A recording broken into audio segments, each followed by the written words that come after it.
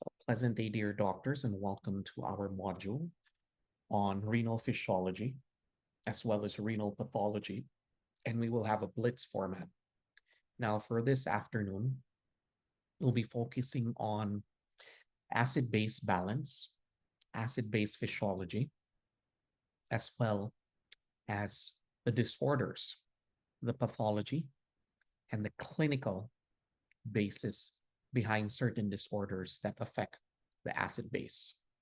Your reading assignment is to open your ECDB and watch the basic renal physiology video there and supplement with what we have for today.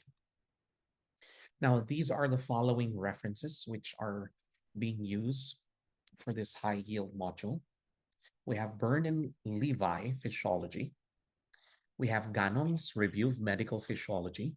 We have the Board Review Series Physiology. We also have Guyton and Hall Medical Physiology. And of course, we have Robbins and Cotran Pathologic Basis of Disease. Now, we'll be talking about acid-base balance and basically the physiology as well as the anatomy behind the body fluid compartments. We're going to begin by identifying two terms from your mother textbook. That is a volatile and a non-volatile acid. Now, there's a very important reaction here that begins with carbon dioxide. Carbon dioxide will bind with water and it becomes carbonic acid. So when carbon dioxide combines with water, it forms carbonic acid. This carbonic acid is a weak acid. And this reaction is catalyzed by what enzyme? What enzyme catalyzes this reaction here? The combining of water and carbon dioxide to yield carbonic acid. This is carbonic anhydrase. And what is the cofactor of the enzyme carbonic anhydrase? Okay, what is the cofactor of the enzyme carbonic anhydrase? Okay, what is the enzyme? It's carbonic anhydrase, and the cofactor is zinc. Okay, now, once this weak acid, carbonic acid, is formed, I want you to remember that it will dissociate. It dissociates into hydrogen and bicarbonate. Now, what is bicarbonate?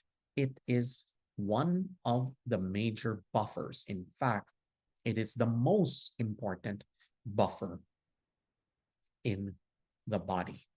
Okay, now, carbonic anhydrase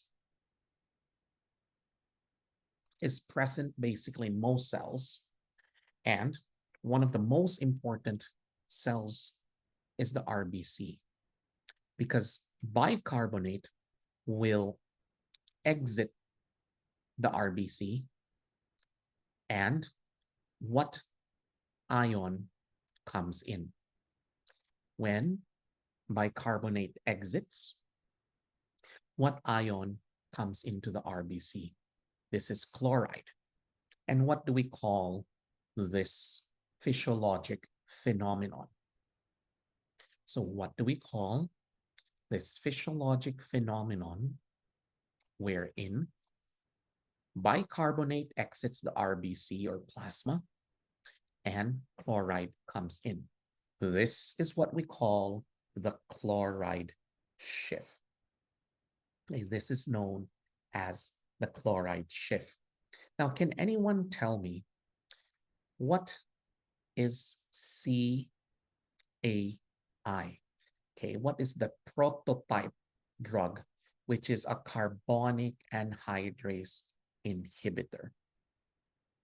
The prototype is acetaminophen. zolamide. Okay, now question. In what condition associated with hypoxia is acetazolamide prescribed? In what condition associated by hypoxia is the drug acetazolamide prescribed? Okay, it is in high altitude or mountain sickness. Okay, high altitude or mountain sickness. Now, the next terminology from our textbook is the non-volatile acid. These non-volatile acids are also referred to or called fixed acids. Classic example of a non-volatile acid is sulfuric acid. Okay, sulfuric acid.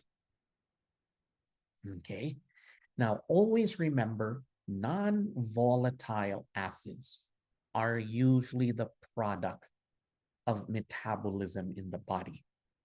One example is sulfuric acid. This is the product of protein catabolism. Phosphoric acid, on the other hand, is the product of phospholipid catabolism. So between volatile and non-volatile acids, which is the product of catabolism in the body? Between volatile and non-volatile acids, which is usually a product of catabolism or metabolism in the body. It is the non-volatile. Okay, so protein catabolism, phospholipid catabolism, through these metabolic processes will actually produce or yield acids. And these are what we call the non-volatile acids. Now, please remember that the amount of non-volatile acids in the body are usually overproduced in certain disease conditions, or they may be ingested. We have keto acids, lactic acid, and salicylic acid. Now, salicylic acid is usually associated with aspirin ingestion. And in what metabolic conditions or diseases would you encounter an increase in lactic acid? In what conditions would you encounter an accumulation or increase of lactic acid? Okay, one is when there's anaerobic metabolism. So always remember the end product. What is the end product of anaerobic glycolysis? Again, what is the end product of anaerobic glycolysis? It is lactate. Okay, lactate or lactic acid is the end product of anaerobic glycolysis. So in conditions like tissue hypoxia or tissue hypoperfusion, or when there is hypotension, the cells, particularly in the muscle, will shift to anaerobic glycolysis, and there will be the production of lactic acid. An exercising muscle, do not forget this example. An exercising muscle will also yield lactic acid. Conditions of severe infection, such as sepsis, most especially septic shock, where there is profound vasodilatation and there is already hypoperfusion, this will yield lactic acid. Now, what about uncontrolled diabetes? Which type of diabetes is usually associated with lactic acid production or acid production in general? Is it DM type 1 or is it DM type 2? Classically, okay, it would classically be DM type 1. So we have a condition known as diabetic ketoacidosis. Okay, so remember what type of acid is produced as a result of metabolism in the body? Is it volatile or non-volatile? I want to check if you're still with me. Okay, great. It is a non-volatile acid. Okay, now let's bring up this concept of buffers. Buffers are substances that prevent a change in the pH. So this plays a very important role whenever a hydrogen ion is added or a hydrogen ion is removed. So let's say you add a hydrogen ion. What will happen to the pH? Will the pH decrease or will it increase? When you add a hydrogen, the pH will decrease. And this will give you acidemia, that's in the blood, or acidosis when the pH is low. Now, what if you remove a hydrogen? What if a hydrogen is removed? What happens to the pH? The pH now goes up. So you will now have a state of alkalosis or alkalemia. So what is that substance again, which prevents a change in the pH whenever a hydrogen is added or whenever a hydrogen is removed? This is called a buffer. Now, always remember buffers are most effective within 1.0 pH unit of the pK of a buffer. Okay, and what is or what are the extracellular buffers? We have bicarbonate and we have phosphate. Okay, bicarbonate and we have phosphate. Okay, please take note of that.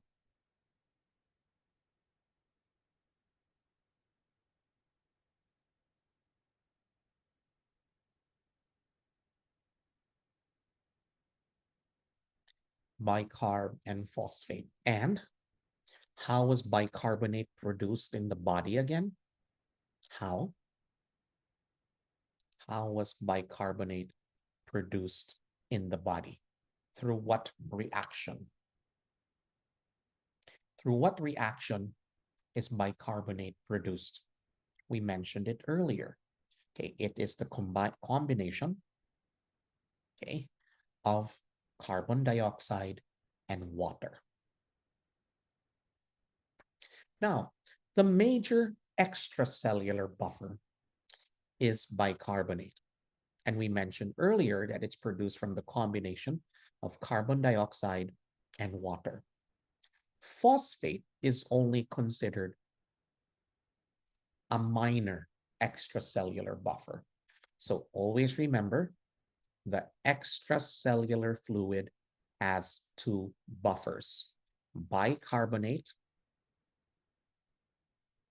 is more of a buffer compared to phosphate. However, when we talk about urinary buffers, what is now the most important urinary buffer? It is now phosphate. Now, phosphate starts with the letter P. That means PP. Does anyone know what PP means? Okay, this is urinary. So letter P for PP, that is PP, phosphate. That is the major or most important urinary buffer. So be careful during your exams. Now, we also have what we call the intracellular buffers, and this includes the organic phosphates. Okay, now please remember we have AMP, ADP, and ATP. They have phosphates. Okay, adenosine monophosphate, diphosphate, and triphosphate. Now, how do we produce ATP in the body? What do we call that biochemical reaction that produces ATP and it is coupled to the electron transport chain, or what we call the respiratory chain? What do we call that biochemical process wherein ATP is produced and it is coupled with the electron transport chain or the respiratory chain? This is oxidative phosphorylation. And in what organelle does oxidative phosphorylation occur? In what organelle does oxidative phosphorylation occur? It is particularly in what part of the mitochondria? It is found in the inner mitochondrial membrane. Okay, the inner mitochondrial membrane. And what do we call the process of producing ATP, which is coupled with the exergonic breakdown of a high energy substance? For example, phosphoenol pyruvate, which is the last step in glycolysis. This is now called substrate level phosphorylation. Okay, this is now called substrate level phosphorylation. Now, a very, very important buffer is 2,3-DPG or 2,3-diphosphoglycerate. 2,3-DPG or diphosphoglycerate. So make sure everyone knows this. 2,3-DPG. Very, very important with regards to oxygen affinity.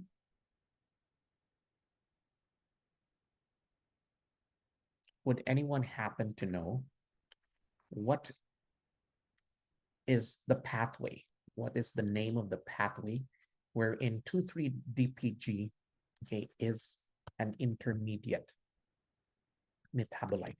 So 2,3-DPG, where did this come from? From what specific pathway did this come from? And this is found, of course, in the RBC, particularly hemoglobin. What pathway is this? It starts with a letter L. It starts with a letter L. Very good. This is known as the Lubering-Rappaport pathway.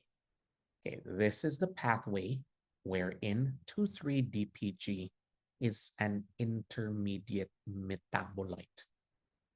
Now, always remember that hemoglobin is actually a very important or major intracellular buffer.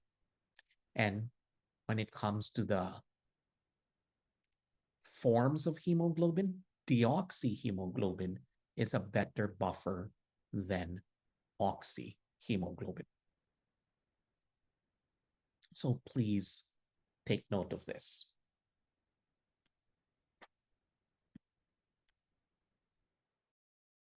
If the exams goes as it usually does, the things that are coming out of my mouth, these are the things which basically should help you crack the exam.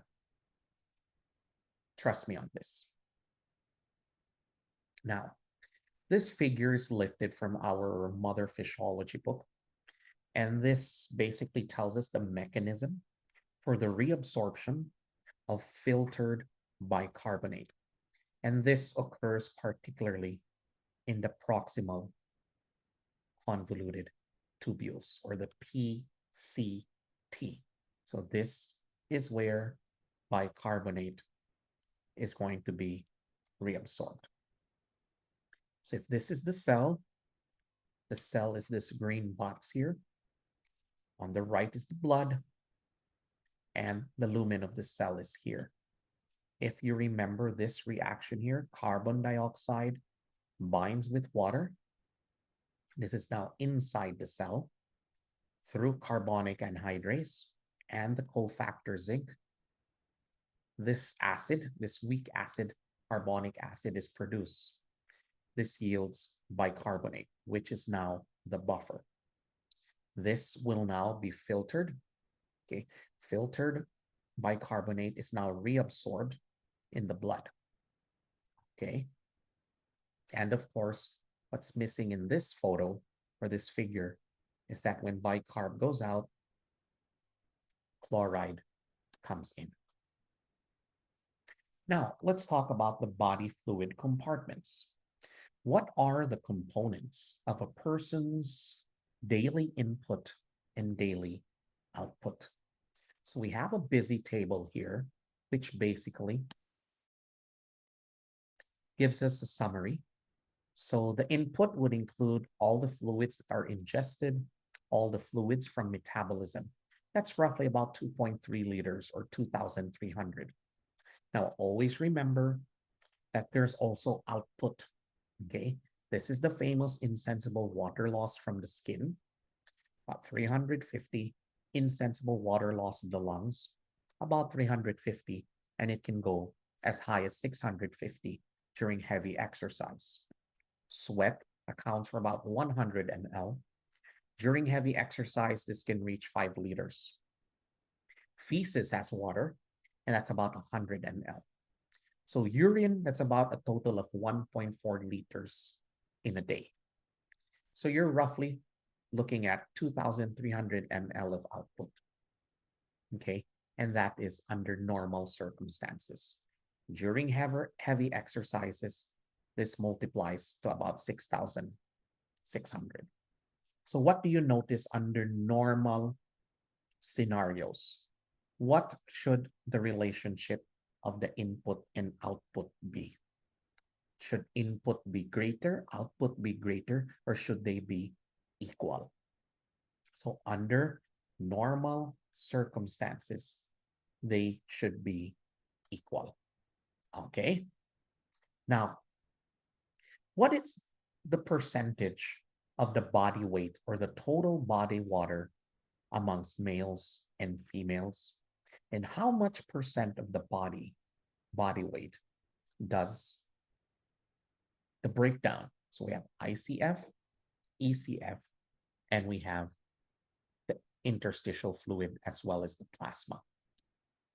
Now, in a nutshell, who has a greater percent of the total body water? Is it a male or is it a female? Okay, so please take note, 60% in males, about 50% in females. Then we have the infants, which is very, very important because this is about 3/4 or 70 to 75%. This would explain why infants are more sensitive. They are more sensitive to dehydration. Okay. Now, if we look at this figure, okay, here's the stomach, here's the intestines, the skin in the kidneys, and here's the lungs. Okay. So here's the percent body weight, interstitial fluid, then we have the ICF. Okay. Now, 40% of the total body weight is the ICF. 20%, that means 15 of the interstitial fluid, here's the 15, and the 5%, here's the 5% from the plasma. That means 40% ICF, that's intracellular, 20% extracellular fluid. Now, question, what is the major cation in the ECF? What is the major cation in the ECF? Okay, this is sodium. Okay, this is sodium. What about the ICF? What is the major cation in the ICF? It is now potassium. Okay, it is now potassium. So please take note of that. Now, let us dig deeper. So the total body water is about 60% of the body weight. So that's roughly about 42 liters. Extracellular fluid, okay, that's about 20%.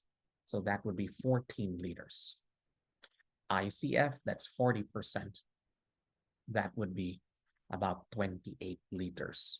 So please remember that. Now, what are the main extracellular fluid ions and the main intracellular fluid ions? So in this figure, I want you guys to take note that under the ECF, the one that you memorize, cation, is sodium. Under the ICF, the major cation is potassium. But another possible question here would be, what are the extracellular fluid ions? There's sodium, there's chloride. Wherever sodium goes, chloride follows. There's also bicarbonate, and there's also calcium. Under the ICF, there's potassium, there's phosphate, and there is magnesium. Okay, potassium, phosphate, and magnesium. Now, I want to share this table. You should get at least one or maybe two questions here under the substances used for the body fluid measurement. So this is lifted from Guyton. So total body water, we have here the antipyrine. Okay. To measure the ECF, memorize the inulin. Okay. Go straight to the plasma volume, memorize Evans blue dye, which has the code T-1824. Then go straight to the interstitial fluid, which is actually calculated as the extracellular fluid minus the plasma volume. Okay, so please take note of this table. Special emphasis on antipyrine, inulin, and the interstitial fluid volume. Okay, so please take note of this table. Now, what do we call this equation? pH is equal to the pKa plus the inverse log of the weak acid. What do we call this equation? Okay, this is the famous Henderson-Hasselbalch equation.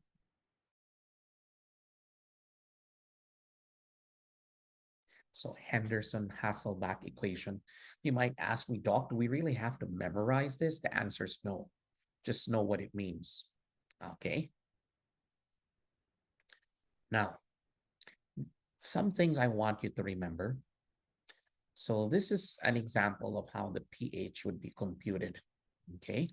Here's the pKa bicarb. Okay, base over acid. So this is just a sample computation. You don't have to memorize this, but that is how the pH is basically computed. Now, what you do have to memorize are the normal values of the pH, the PCO2, and the bicarbonate. Now, I would recommend using these values. For the pH, memorize what's in the middle. Okay, so that's 7.4. Anything less than 7.4, what is the medical term for that? When the pH is less than 7.4. What do we call that?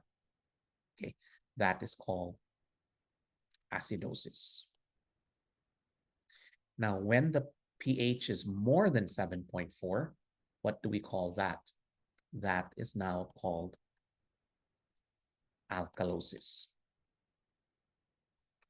Okay, 7.4 for acidosis, less than 7.4, more than 7.4 is alkalosis. Now for the PCO2, the carbon dioxide, memorize the magic number of 40. For the bicarb, memorize the 24. Okay, now basics.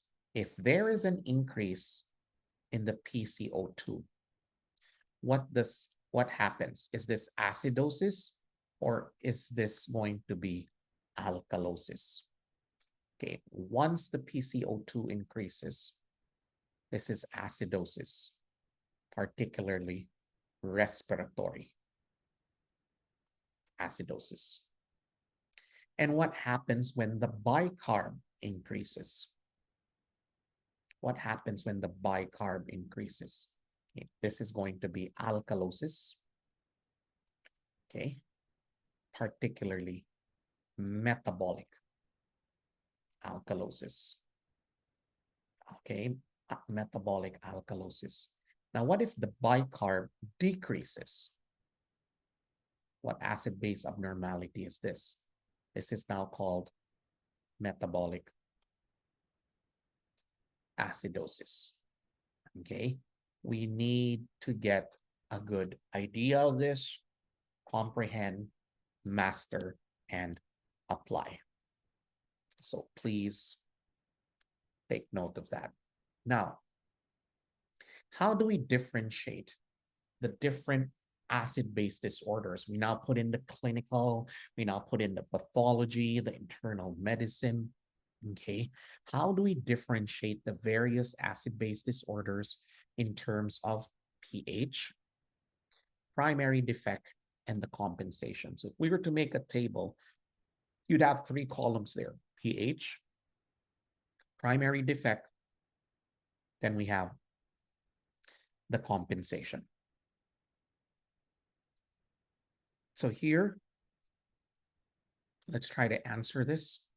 So we have 4 basic or 4 major acid-base disorders. We have metabolic acidosis, metabolic alkalosis, respiratory acidosis, and respiratory alkalosis. What is the pH in metabolic acidosis? What is the pH in metabolic acidosis? It would be decreased. Okay, the pH in metabolic alkalosis would be decreased. What about in metabolic alkalosis? The pH is increased. Now, what about in respiratory acidosis? What is the pH? It's also decreased. And what is the pH in respiratory alkalosis? In respiratory alkalosis, what is the pH? It is increased. Now, the first name is metabolic. Okay. Acid-base disorder based on the pH is the second name. So if the first name is metabolic, okay, that is the primary defect. The primary defect is bicarbonate. What about in alkalosis, metabolic alkalosis? Okay. So in metabolic alkalosis, it's also bicarbonate. So when there's compensation, remember, if you have a primary metabolic disorder, what is the compensation? It's respiratory. So the primary defect is metabolic, the compensation is respiratory. So this is now the carbon dioxide. That's for both metabolic disorders. Compensation is carbon dioxide. Now, in respiratory acidosis, the primary defect is now carbon dioxide. So always remember the first name is respiratory. Therefore, the primary defect is carbon dioxide.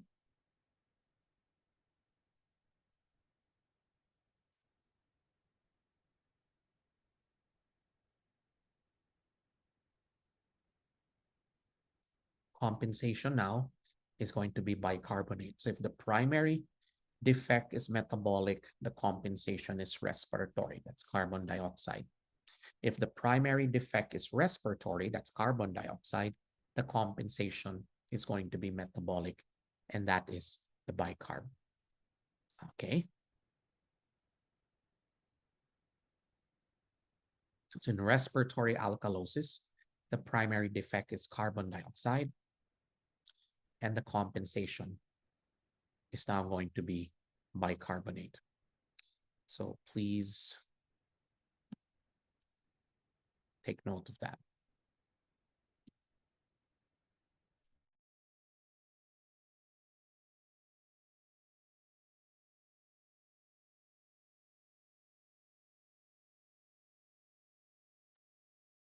I hope everyone is still basically alive.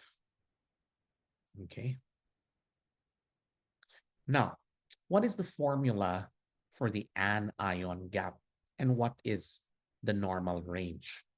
So this is your formula, Ag, that's the anion gap, that's sodium plus chloride. Okay, sodium minus chloride, I stand corrected. Sodium minus chloride minus bicarbonate. Normal anion gap should be 8 to 12. Okay, the normal anion gap is 8 to 12.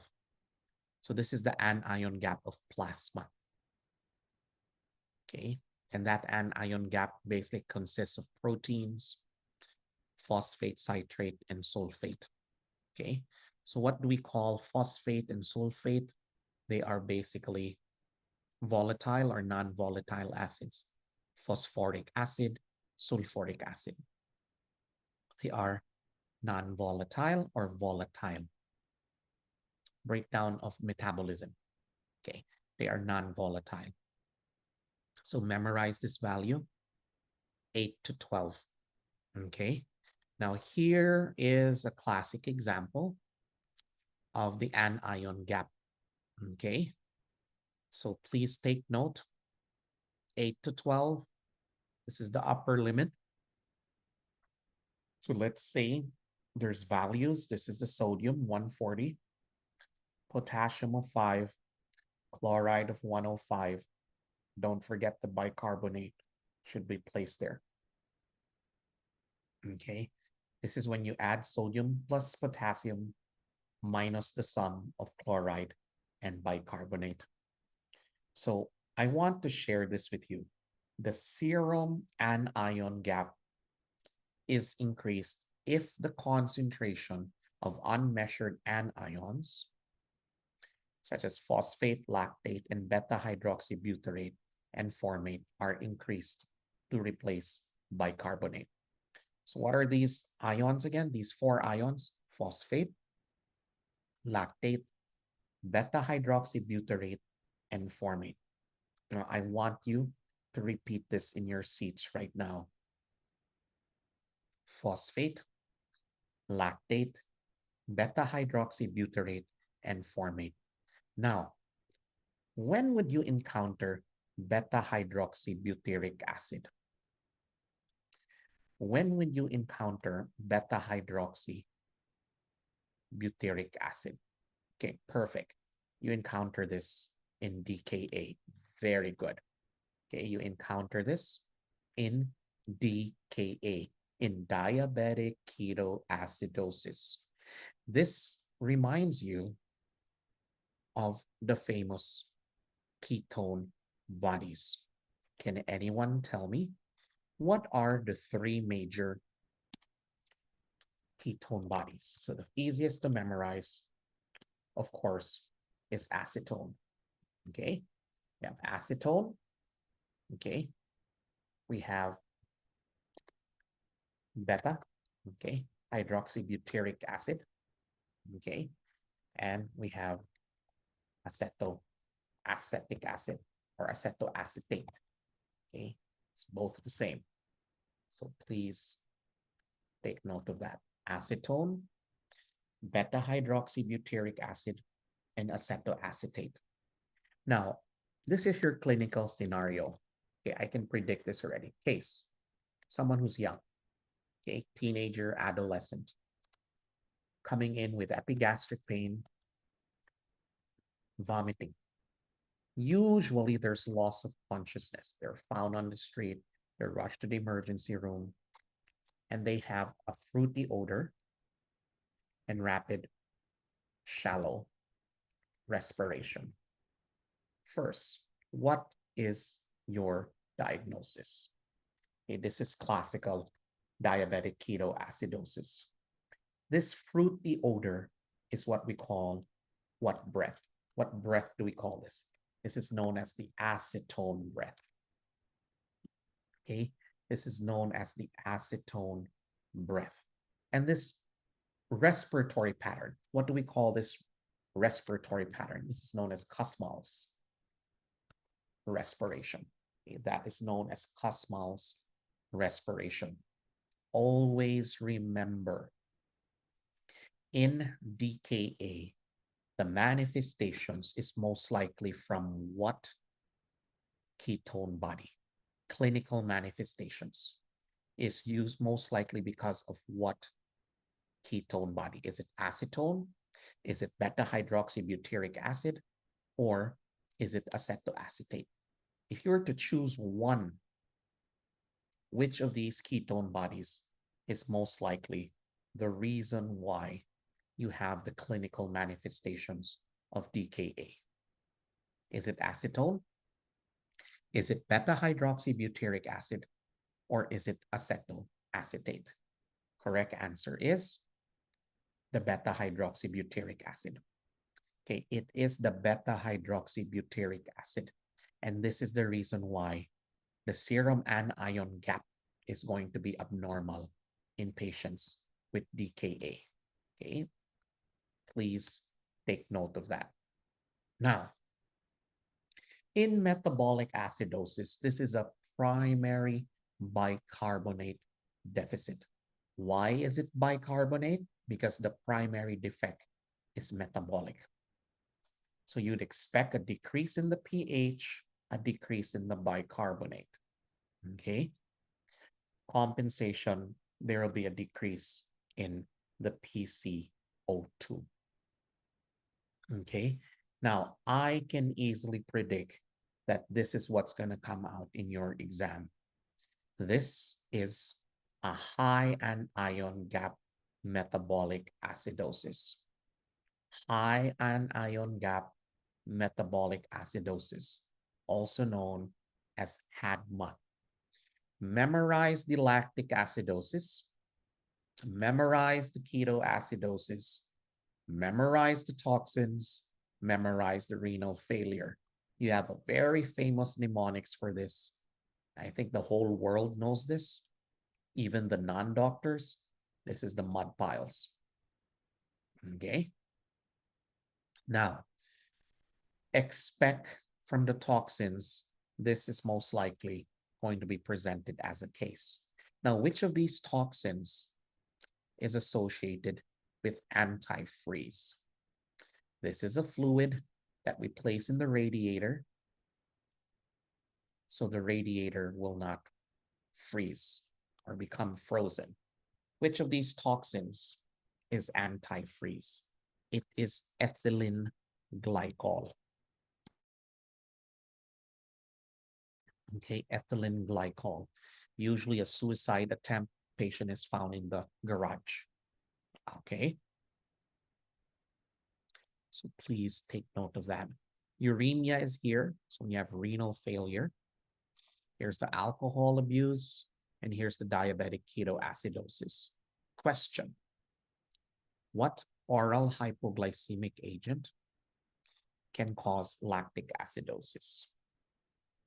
What oral hypoglycemic agent can cause lactic acidosis? Okay, this is metformin.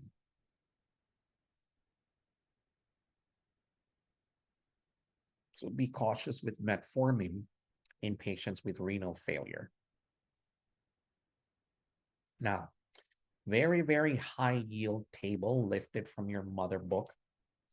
This is the metabolic acidosis. Okay.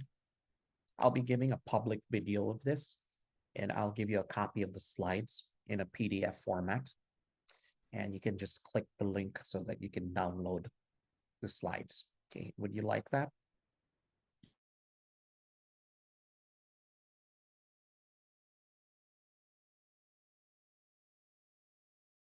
This is a topic which you need to repeat, master, so that when the pharmacology comes in, the pathology, the internal medicine, and even pediatrics comes in, and everything would be much easier. So this is a very high yield table from Mother Gaiton, which basically gives you the causes of acid-base disorders. So these are the examples here. So basically you have mud piles with the addition of the renal tubular acidosis type 1, type 2, and type 4. Then we have the comments here. Look at the ketoacidosis. Look at the beta-hydroxybutyric acid. Okay, accumulation and acetoacetic acid. So these are ketone bodies. Okay, these are ketone bodies. And we have the lactic acidosis. Here's the hypoxia, which I mentioned. Tissue hypoxia, hypotension, hypoperfusion. Then we have, of course, here the diarrhea. This is associated with the GI loss of bicarbonate. So if you lose bicarbonate, what acid-base disorder would you have? What acid-base disorder would you encounter if there is loss of bicarbonate? So like profuse diarrhea, okay? It's going to be metabolic alkalosis. So if there's metabolic alkalosis, what is the intravenous fluid of choice? So let's say there's profuse, I'm putting the word profuse diarrhea. Let me rephrase. What IVF should you avoid? What intravenous fluid should you avoid? Ito yung paborito ng one specialty. Okay. It's LR, lactated ringer. Why? What does lactated ringer solution contain? Lactated ringer solution contains bicarbonate. What will happen if you have metabolic alkalosis? Okay, you already have metabolic alkalosis from GI losses, and you add more bicarbonate. What is the compensation? What will happen to the PCO2? The PCO2 will increase. And what does the body do to increase the PCO2? The body will hypoventilate. It's hypoventilation, not hyper. Okay? There will be hypoventilation. And that is the last thing you want in your patient. Okay? So please take note of that.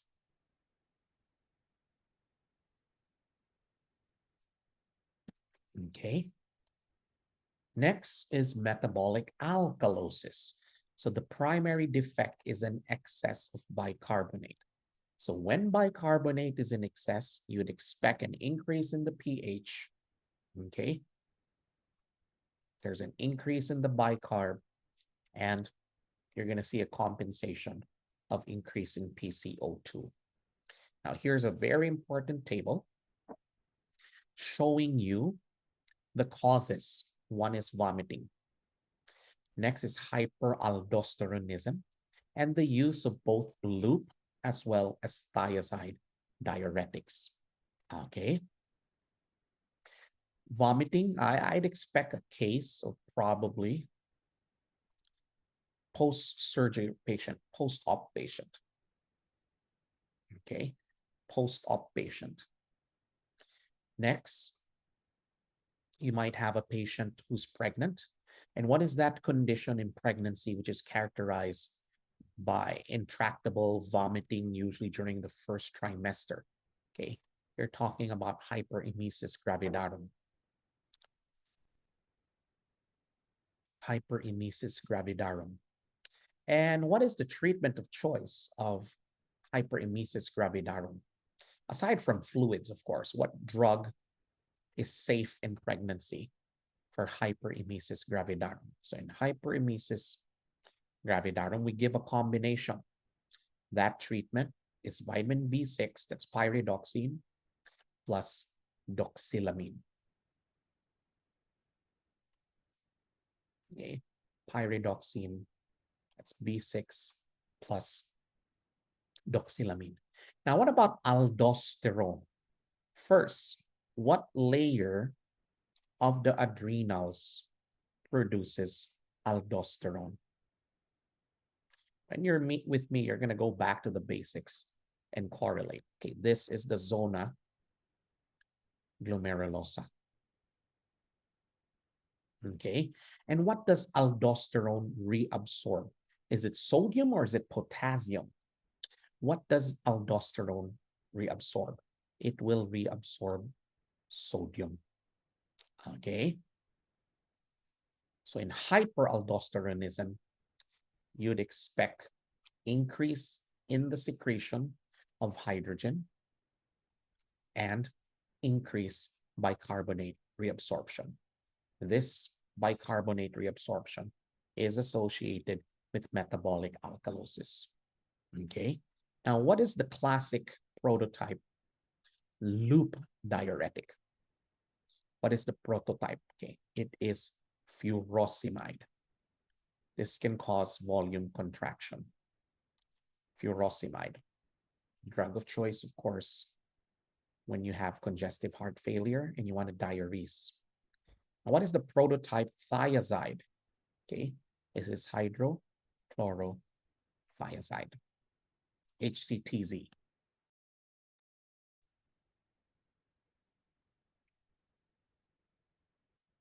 Then we have respiratory acidosis. Okay, primary defect here is an excess of carbon dioxide. So what would you expect in respiratory acidosis? Number one, a decrease in the pH. Bicarbonate would be increased. PCO2 is increased. The increased PCO2 is what I want everyone to remember, because the only way PCO2 can increase is if there is hypoventilation or if there is apnea, okay, or respiratory failure. You'd expect the PCO2 to increase. Now, so respiratory acidosis, you have opiates. Can anyone tell me, okay, can anyone tell me what is the classic prototype of opiates? What drug? Opioid. Okay, it's morphine. What receptor does morphine affect the most? Morphine affects the mu receptor. What does it do to respiration? Does it depress or does it stimulate respiration? So there is respiratory depression. Now, if there is opiate toxicity, what is the antidote? Okay, what is the antidote for opioid toxicity? Okay, we have naloxone, okay, which is an opioid antagonist, opioid receptor antagonist. Now, if they don't give you naloxone in the exam, look for naltrexone. Okay, look for naltrexone. And don't forget, what is the classic pupils if there's opioid toxicity? Okay, what is the classic description of the pupils? It's going to be pinpoint. Okay, pinpoint pupils, not the pinpoint pupils of a pontine hemorrhage. Anesthetics, this is common sense. There are anesthetics which would depress respiration. That's why there's usually naloxone on standby. Now, in Guillain-Barré syndrome, I want you to remember there is muscle fatigue, okay, particularly the respiratory muscles, not only the diaphragm, but the major as well as the accessory muscles of respiration. That is muscle fatigue in GBS. Polio is also muscle fatigue. ALS is also respiratory failure. Okay, airway obstruction, ARDS. Now, always remember, let's compare adult respiratory distress syndrome. In the neonate, okay, what substance is lacking or deficient, which leads to ARDS of the neonate? It is surfactant, which is also known as dipalmitoyl phosphatidylcholine. Oh, that was a tongue twister. Dipalmitoyl phosphatidylcholine, also known as dipalmitoyl, shortcut lecithin. This is, of course, produced by what cells? What cells produces the surfactant? Okay, it's the type 2 pneumocytes. Okay. If this is ARDS of the adult, always remember the most common cause is sepsis. Okay, and the pathologic lesion here is called DADS. What is DADS? That is diffuse, okay, alveolar damage. Okay, it's DADS. And this involves the type 1 pneumocytes. This is how you would compare ARDS of the newborn versus ARDS of the adult. Then, of course, we have COPD, and we have two types of COPD. We have emphysema, and we have chronic bronchitis. Now, always remember, both are associated with smoking. Now, let me find some space here. Now, if there's emphysema, okay, what antiprotease deficiency is associated with emphysema? What antiprotease deficiency is associated with emphysema? We have alpha 1 antitrypsin deficiency that is associated with emphysema. Okay. Then we have chronic bronchitis, which is defined as copious, productive, purulent cough for about 3 months for 2 consecutive years. 3 months, 2 consecutive years. Now, which presents as the blue bloater? Is it bronchitis or is it emphysema? Okay, the blue bloater, letter B, is bronchitis. Okay, there's cyanosis, blue bloater. Emphysema is the pink puffer. Okay, emphysema is the pink puffer. And always remember, the hallmark of chronic obstructive pulmonary disease is airflow obstruction. Okay, airflow obstruction.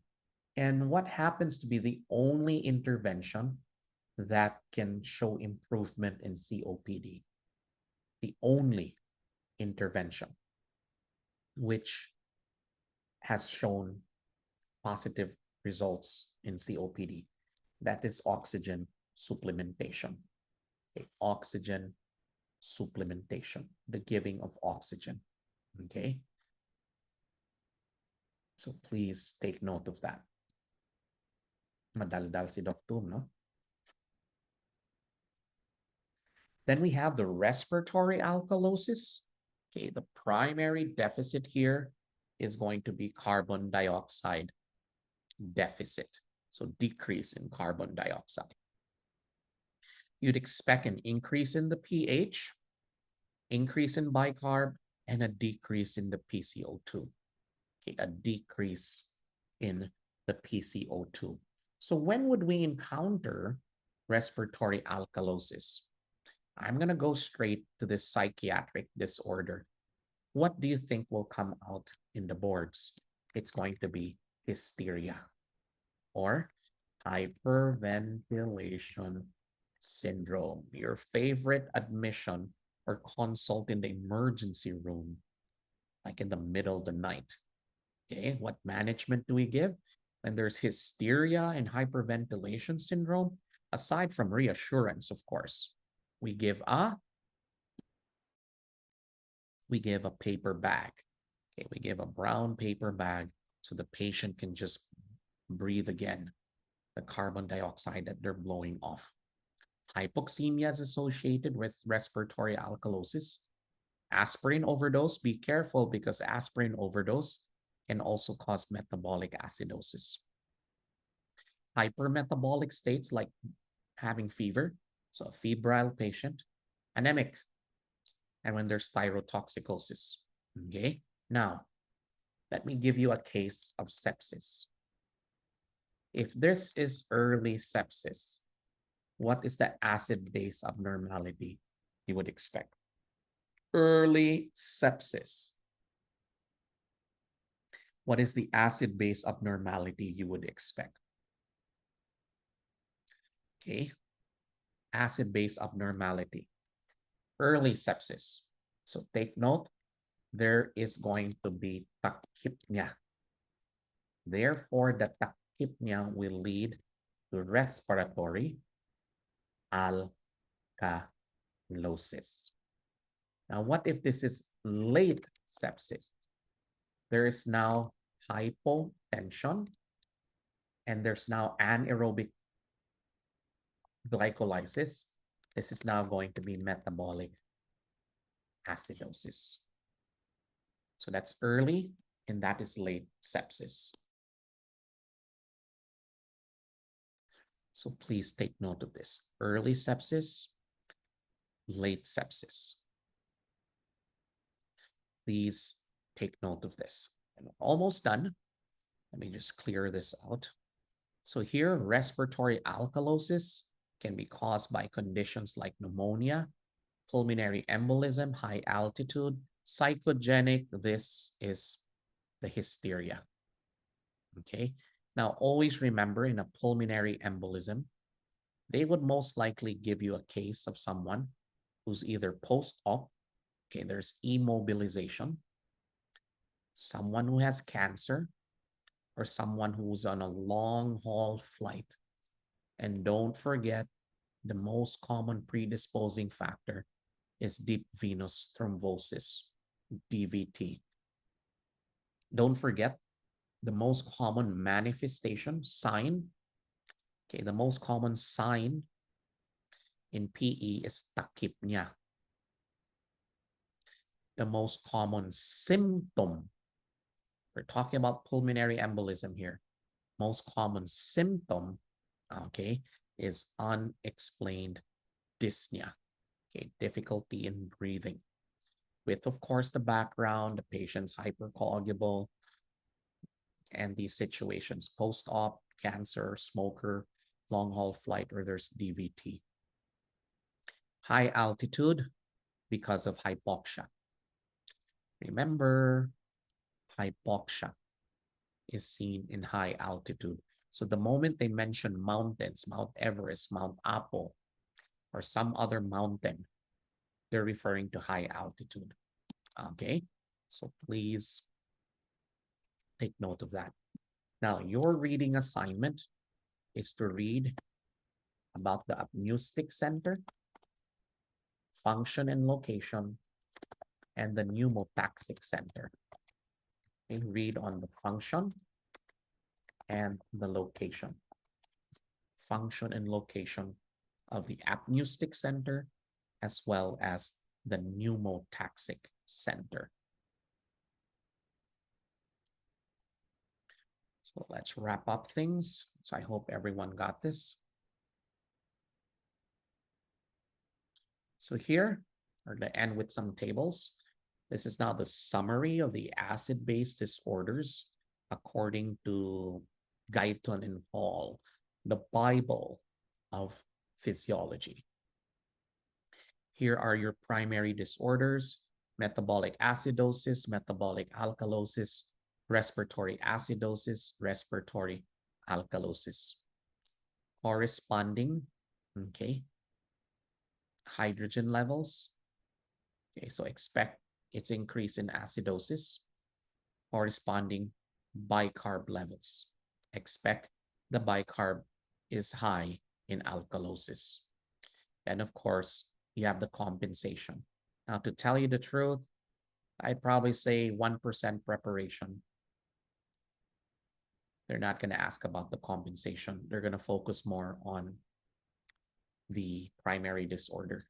Compensation would probably be asked in the analysis of questions in clinical subjects like internal medicine. Okay.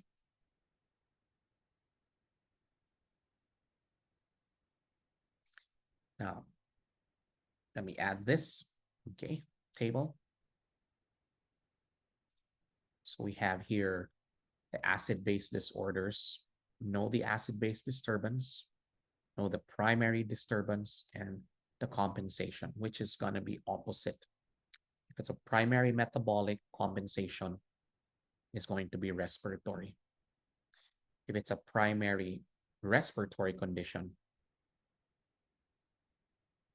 compensation is going to be metabolic, and that is, of course, represented by bicarbonate. Okay.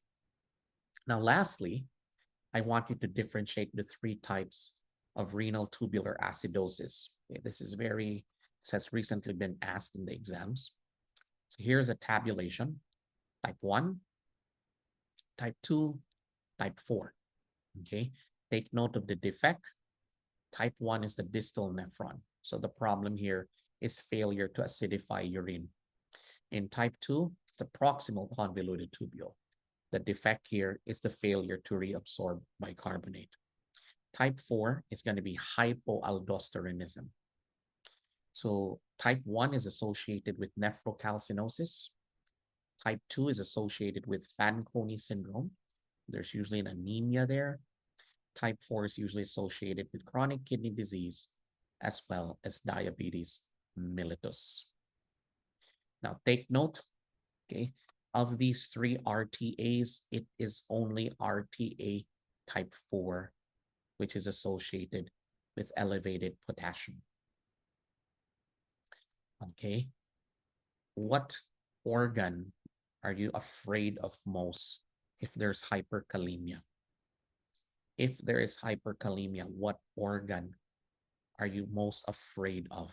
Okay, it is the heart. The cardiac muscle is very irritable.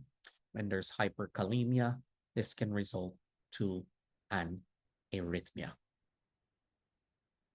Okay, so don't forget, when there is hyper K, what drugs would you give?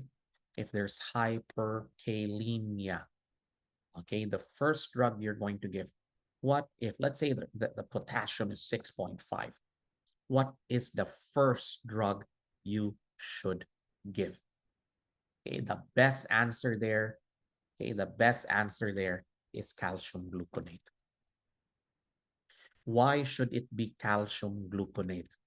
Why? The first drug you're going to give should be calcium gluconate because of the heart. Okay, that is why the calcium gluconate will stabilize the cardiac membrane and make it less sensitive to arrhythmia. Then you give the insulin, then you give a beta adrenergic agonist. Let's just mention salbutamol, okay, or albuterol, okay, insulin, salbutamol, okay. You give the beta agonist, very, very important, okay. This is in the management, okay. And don't forget, you also give D50 water, okay. Now, if this doesn't work, you can give thiaxylate, Okay.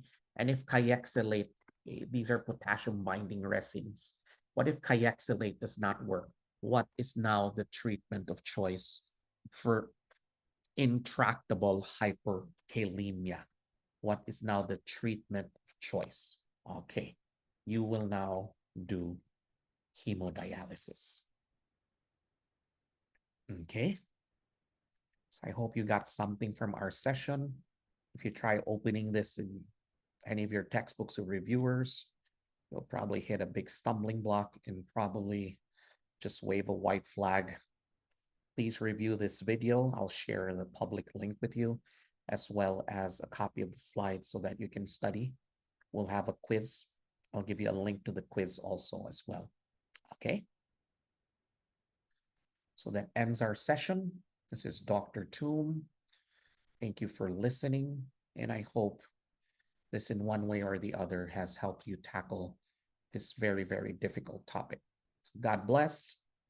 This is the Master Guru saying thank you. Dagag salamat. Maraming salamat po.